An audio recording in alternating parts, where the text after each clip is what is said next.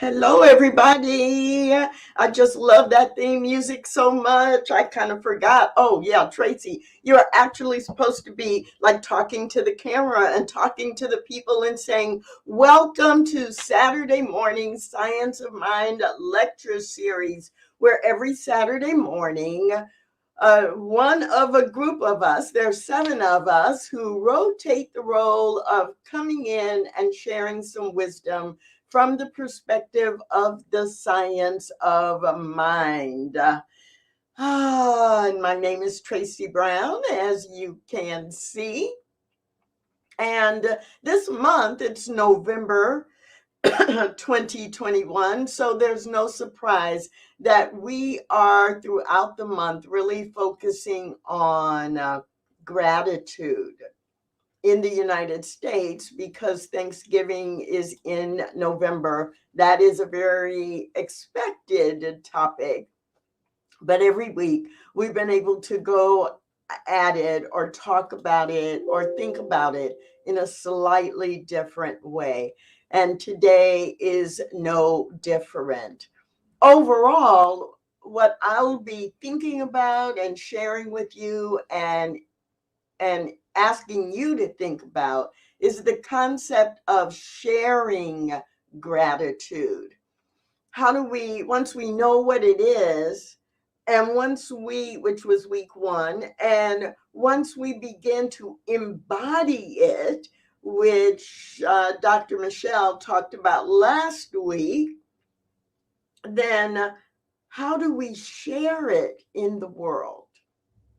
So overall today, that's what I'm going to be thinking about. But before I do that, in the chat, just how do you share gratitude? What's one way, or what are one or two ways that you share your gratitude in the world? I'm just curious.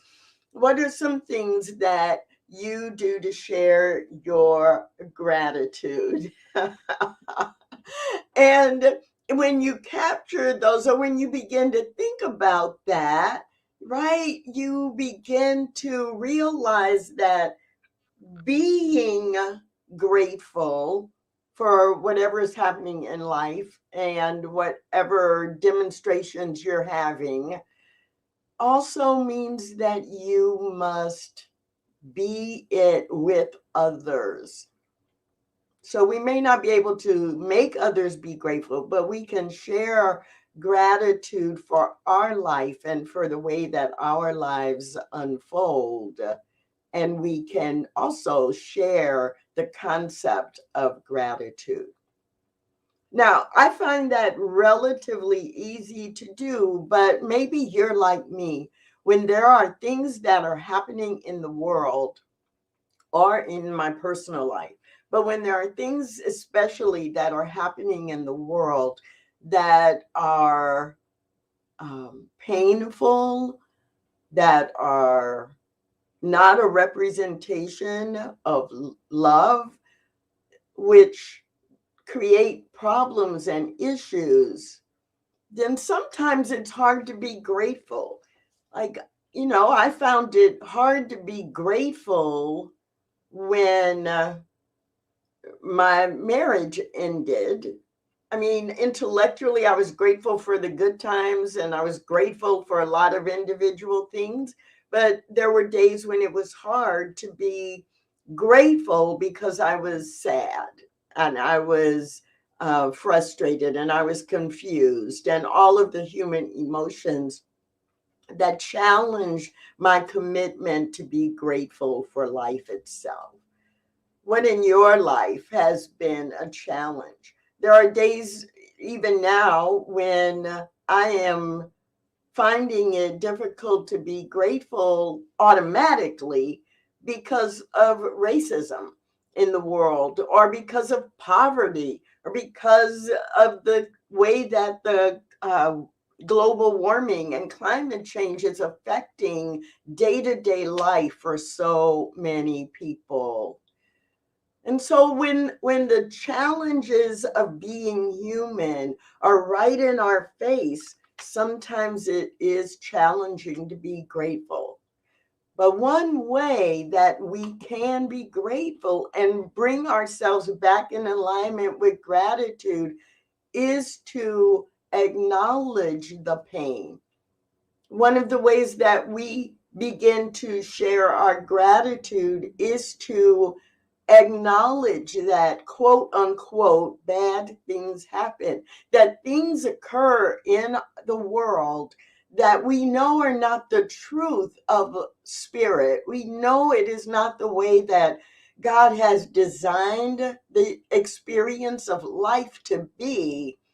And instead of ignoring it, because we are grateful for all of life, we acknowledge the pain and we call it out for what it is: wrong, out of alignment with spirit. Ernest Holmes teaches us that when there are things happening that are out of alignment with spirit, it is important for us to look at it. Look it in the face. Look it at it boldly and directly, which means acknowledge it and then call it a lie.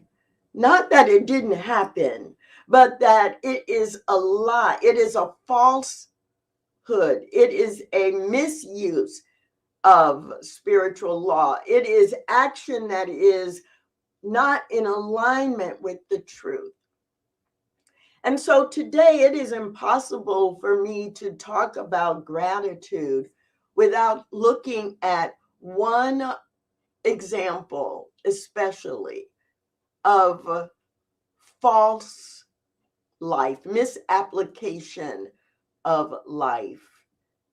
So today is November 20th, 2021.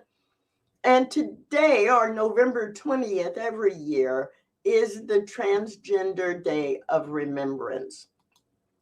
The Transgender Day of Remembrance allows us to be really aware of, really intentional about remembering,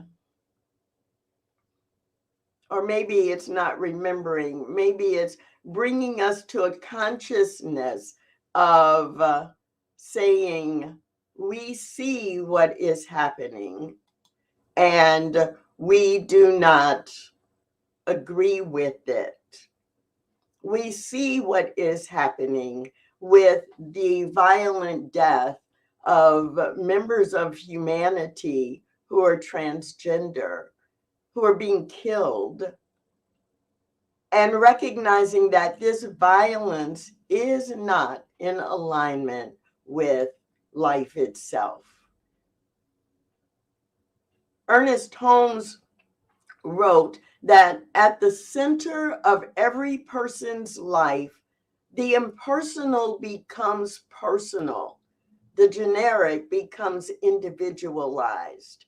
The universe of God is incarnated in each individual in an entirely different and unique manner.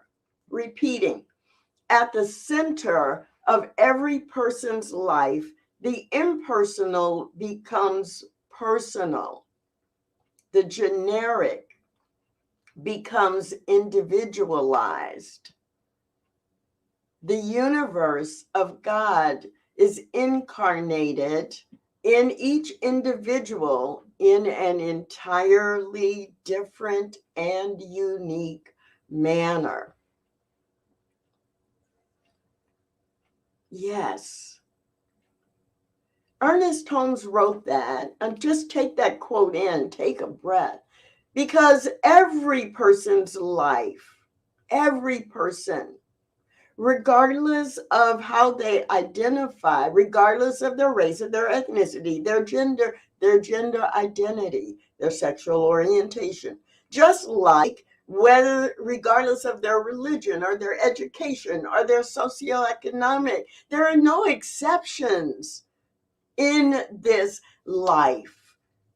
So when Ernest Holmes reminds us that at the center of every person's life, I can today read that as at the center of every transgender person's life, the impersonal becomes personal and the generic becomes individualized. And it is good because it is God incarnated in them in a unique manner.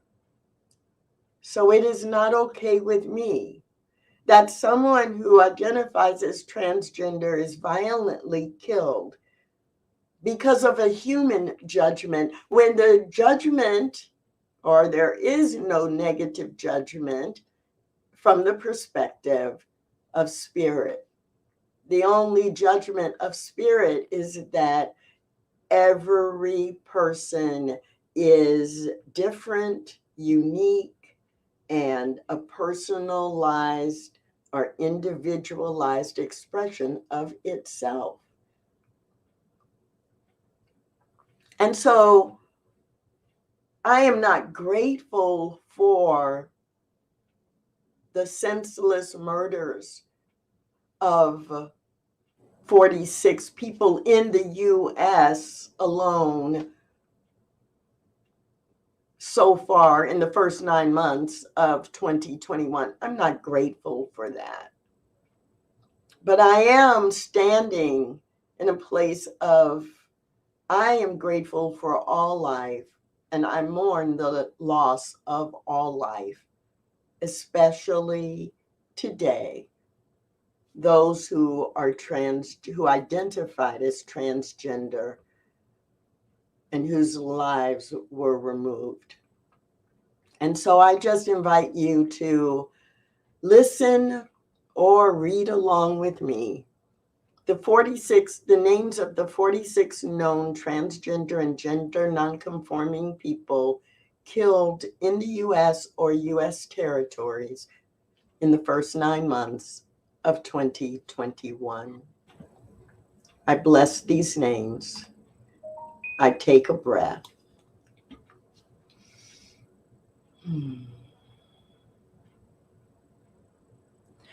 Tiana Alexander, Samuel Edward Damian Valentine, Bianca Muffin Banks, Dominique Jackson, 50 Bands, Alexis Braxton, China Carrillo, siblings Jeffrey J.J. Bright and Jasmine Kennedy, Jenna Franks, Diamond Kyrie Sanders, Rayana Pardo, Jaida Peterson, Dominique Lucius, Remy Fennell, Tiara Banks, Natalia Smut, Iris Santos, Tiffany Thomas, Carrie Washington, Jahera De Alto, Whispering Wind Bear Spirit, Sophie Vasquez, Danny Hinson, Serenity Hollis, Oliver Ollie Taylor, Thomas Hardin, Poe Black, E.J. Boykin, Taya Ashton, Shay Vanderpump, Tierra Marie Lewis, Miss Coco, Pooh Johnson, Desaya Monet, Brianna Hamilton, Kier Laprie Cartier, Mel Groves, Royal Poetical Stars, Zoella Zoe Rose Martinez, Joe Acker, Jesse Hart, Ricky Otumuro, Markeisha Lawrence, and Jenny De Leon. With a blessing for the lives of these beloveds, with an intention for moving forward in a way that respects others like them, with a commitment to demonstrate love for all humanity. I bless these names. I thank them for being courageous enough to live an authentic life. And I mourn the loss of their physical presence, even as I acknowledge the eternal life which they experience. For this, I am grateful to be able to notice, acknowledge, and speak a word of love. I am grateful. And so it is.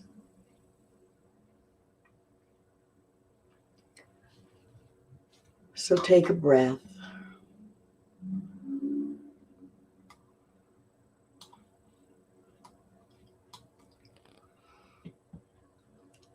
I don't have to know any one of these people personally to be reminded that life is precious and all of us are grateful or have the opportunity to be. Ernest Holmes reminds us, I believe each one of us is an individualized God. That is quite a claim to make. We are individual infinities. And every one of those 46 names are not just names. They are individual infinities. Individual infinities who we only got to experience for a short time in the physical form as a human being on this earth. But they are infinities. And for that, I celebrate that their life has meaning and purpose and is an infinity to be noticed and blessed. So here's the commitment to action of standing in this place of, I want to share my gratitude in the world. I want to share my gratitude for life at the same time that I recognize that everyone doesn't value life the same way that I do. And so my commitment to action, which I invite you to join with me in, is we see in each other the reflection or the manifestation of the everlasting life, and remember that each is an individualized embodiment of it. Thank you, Ernest Holmes. Thank you, Science of Mind, for giving me access to this teaching that allows me to make this commitment for going forward today, even as I remember the 46 people who in the first 9 months of 2021 were killed because of their individual expression of life. My commitment, and I hope yours too, is this: we see each other. I promise to see you as the reflection or the manifestation of the everlasting life, believing in the eternality, immortality, and continuity of every individual soul. If I believe that, then I must see in you the reflection or the manifestation of the everlasting life. And remember that each person is an individualized embodiment of this eternal life. And this, if you agree with me and if you are willing to make this commitment, yes, you can put it in the chat. I'm in. I commit to this. I am willing. But whether you put it in the chat or not, it requires a breath. It requires going beyond your own individual gratitude for the food you have and the life you live. And maybe you live in a safe neighborhood and you can go anywhere that you want and feel safe. But in Science of Mind, we know that what we do individually and that gratitude does mean that I must be grateful for, and I must wish the same for all of humanity. So Ernest Holmes reminds us that daily we should practice affirming that our cup is filled and running over. Yes, we need to do that. And this month is a perfect time to remember to do it and to practice it. But he goes on in the same sentence to say, always remembering that what we affirm for ourselves, we must affirm for others. Now, let me tell you a little story. For a long time, I heard people who were studying, practicing, and teaching Science of Mind talk about, oh, religious science, it's a personal philosophy. It's going to help you get all the good that you want or desire or deserve, which is all of the good. And you just have to use it. And whatever else is happening, that's their problem. Right? Oh, their consciousness brought that to them. Oh, they're experiencing racism because if they, wouldn't think about it, then it wouldn't happen to them. Or they're experiencing poverty because they're lazy and they need to change their consciousness. And then, things will change for them and they could never be poor unless they had a poverty consciousness.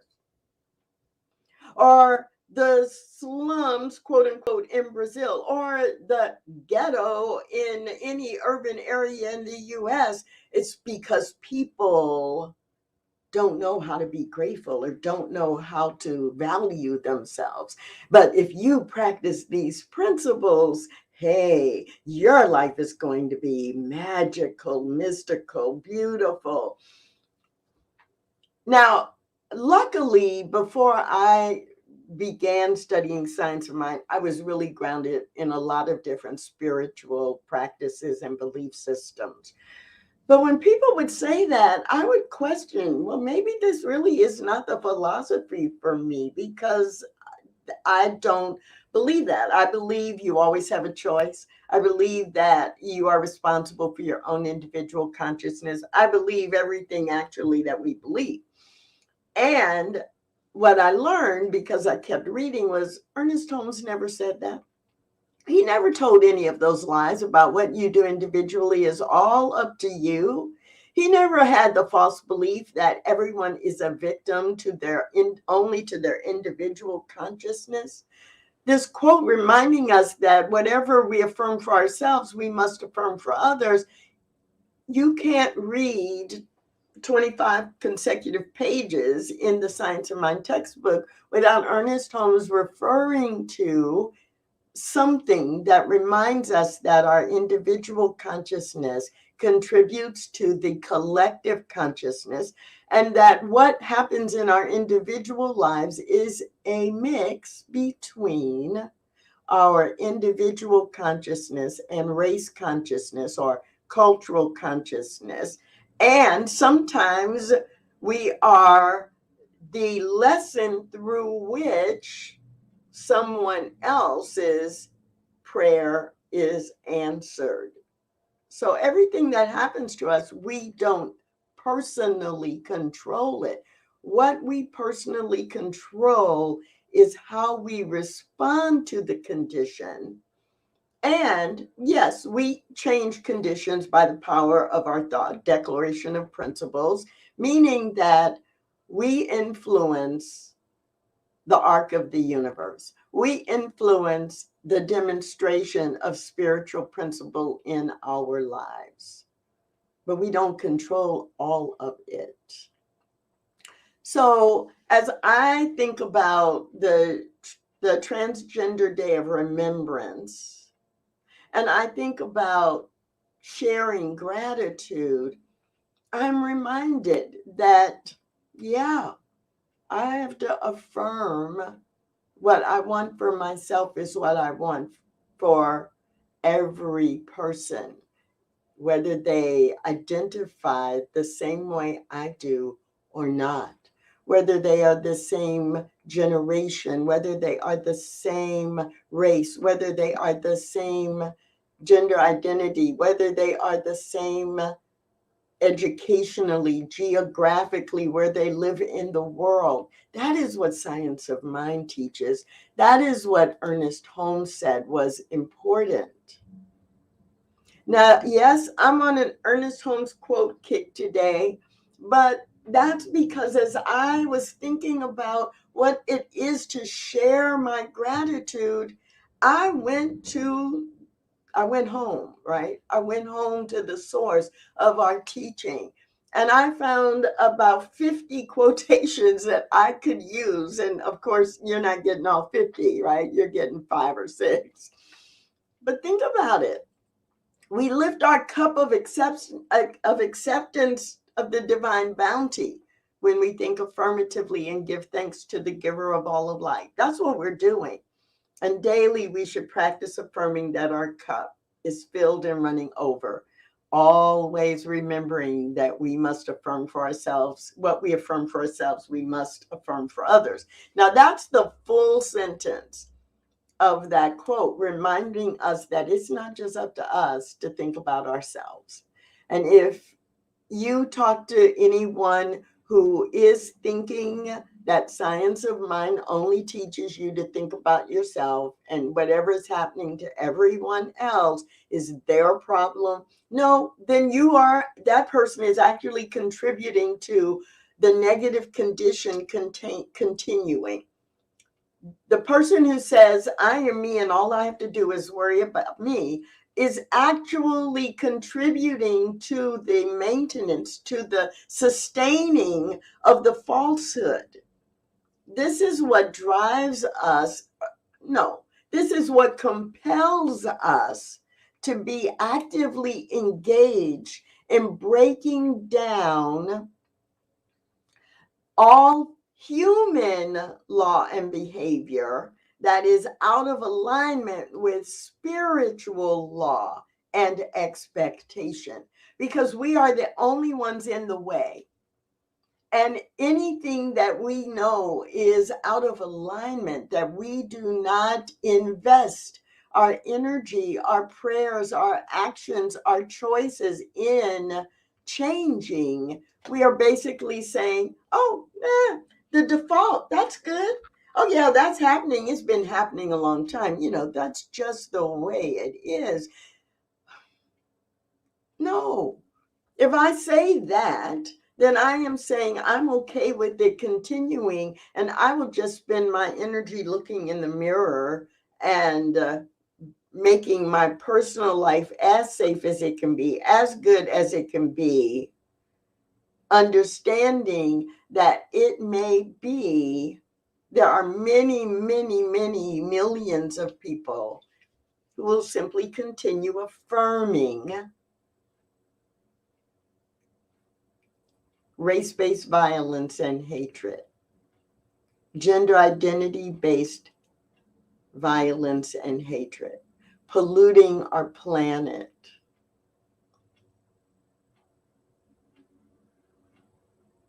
There are not enough words. And I don't know really what to say to have you recognize, if you don't already recognize, that it makes a difference. What you do, how you behave, how you engage makes a difference, not just for you, but for all of life itself. So, in our remaining time this morning, I want us to remember that Sharing gratitude is not only about the happy things. I got a happy face. I'm smiling. Life is good over here at Tracy's house. Sharing gratitude is wanting that those experiences that bring forth the feeling of gratitude for every person in the world. Sharing your gratitude doesn't mean you give everybody exactly what you have. They may not be so grateful. Some of you would not be grateful if I took you roller skating with me on Thursday night or on Sunday night, right? You would be like, Tracy, I just fell 18 times in the last 15 minutes. I am not so grateful for this. I'm grateful for it because of my individualized expression of perfection. But what I want for you, not so much that you have exactly what I have, I want you to have whatever it is that's right for you so that you can feel the same joy and gratitude that I feel in my life. That's what sharing gratitude is all about. And I'm going to ask the question that I asked at the beginning. Put in the chat, not what are you grateful for, but how do you share your gratitude? How do you share gratitude? How do you bring forward gratitude in the world? How do you ensure others have something to be grateful for? Gratitude. It's not abstract. It's very, very real. And that's what we are talking about this month on the Saturday Science of Mind lecture series, where every Saturday we come together and dive a little bit into how do we apply the Science of Mind principles in the real world. There are some pretty amazing comments in the chat, and we've been highlighting a few of them. But if you have something else that you'd like to share, we can obviously all see it, right? Share gratitude. I've been given a lot as a Navajo Indian. I show gratitude by giving back, by volunteering, right? Yeah. This is so powerful. And maybe instead of sharing gratitude, I love this framework of showing gratitude. Maybe that is even a better way, because when we show our gratitude, we in fact let others see it and possibly inspire it happening in their life, or at least inspire them to believe there are things to be grateful for. So whether it's sharing gratitude or showing gratitude, that's what I'm going to invite you to be doing this week. And to remember that there are people who don't get to experience the goodness of life the way that you do, the way that I do. And as I affirm that which is good for me, that which I appreciate and am so grateful for, in my prayers this week, I will also be affirming consciously and intentionally that every human being on the planet gets to have that which inspires in them the experience of gratitude. I love this this message. Thank you, Fiona. Gratitude to New Thought Media Network that those of us in Europe can join in the sharing of spiritual truths and the wisdom of these teachings. And even though Thanksgiving is a U.S. holiday in November, right? Canada's is in October, and we teach in New Thought that we are grateful all year long. So any of our messages this month are really to be applied throughout the year, and we just get an opportunity to focus in on it for right now. And if you, like Fiona, are grateful for New Thought Media Network being able to host programs and provide information like this, then I really encourage you to donate to New Thought Media by going to ntmedia.org and clicking on donate. Your donations are what make all of this programming possible. And your participation by coming in and clicking on the programs, the meditations, the prayers, the podcasts is what makes it all worthwhile. So before we close out for today, I just want to reaffirm in prayer the commitment for action. So please join me in honoring the beloved, or being guided by the beloved Homer Johnson. Let's go upstairs. Let's go upstairs to a higher consciousness. Let's ascend beyond the human limitation of fear or anger or hatred and go upstairs, ascend to the truth of love and life, the truth that is the immortality, eternality, and continuity of the human soul. This is my life. This is the life of everyone within the sound of my voice. And how beautiful it is to know that it is the truth of all life, including the lives of those who are unfairly targeted and killed.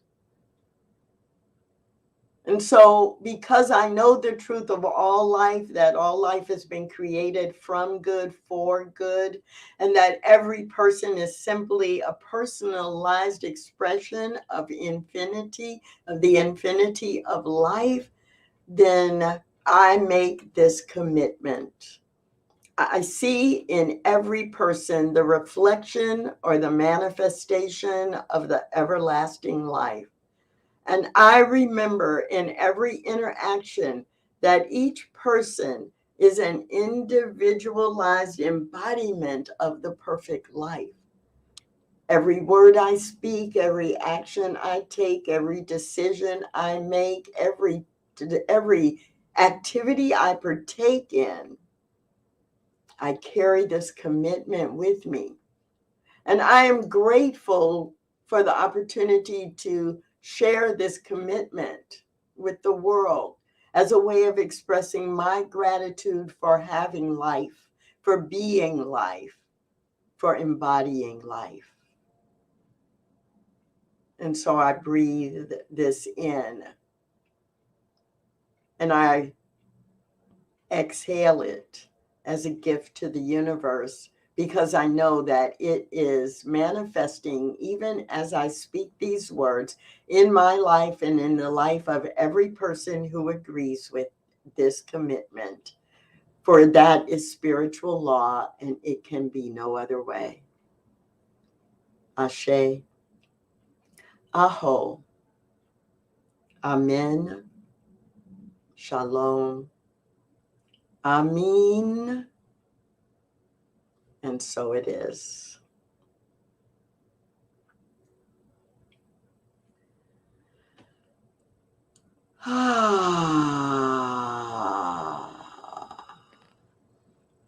Like Deborah Ellis, let's express gratitude in the moment. Share your bounty and affirm for others that their desire is experienced, pressed down and overflowing, and say thank you often. That's it for today. We'll be back next Saturday, and join us as we round out the month, focusing on gratitude. And throughout the week, join all of the programming on the New Thought Media Network right here, Facebook Live. Bye, everybody.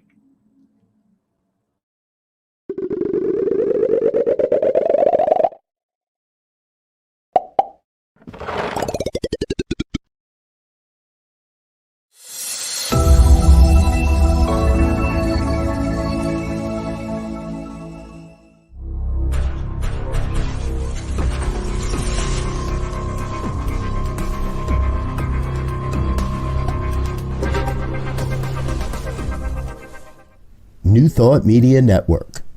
We are a global broadcast network of positive music, media, and entertainment, inspiring humanity's evolution along the journey of enlightenment and creating a world of love, peace, empowerment, and prosperity for all. New Thought Media Network.